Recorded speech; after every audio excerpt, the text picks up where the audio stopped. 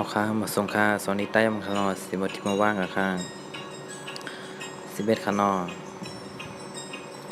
ฝ่าปอดงาแพทฝางฝ่าปอดงาไปย่างฝางฝ่าปอดงาแพจำฟางฝ่าปอดงาไปจำนาฟางฝ่าปอดงาไปจำเตอฟาง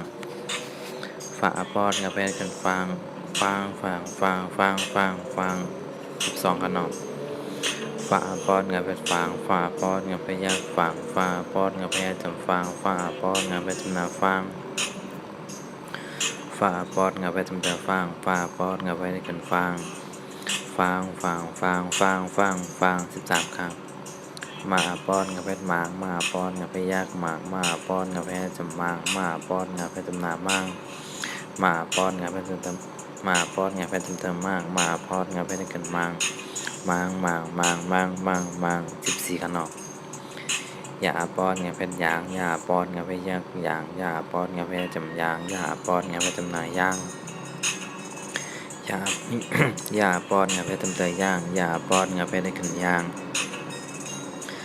ย่าง15ขนมลาปอนกับเพชรล้างลาปอนกับเพชรยากหลังลาปอนกับเพชรจำลางลาปอนกับเพชรจำนาล่างลาปอนกับเพชรจำเตอล่างลาปอนกับเพชรกันล่าง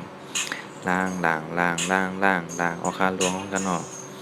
ฟัง12ครับฟัง13ครับมัง14ครับย่างมาครับล้างเอาค้ามาส่งค้ายากออย่าไปลืมติ๊กเซฟให้บันพี่น้องเตือนไล่กดดีกูแลนด์ขนอตัวละครของใจในก่อนต้องตักเข้ามาถามใจวิดีโอในขนอค้ามาส่งค้า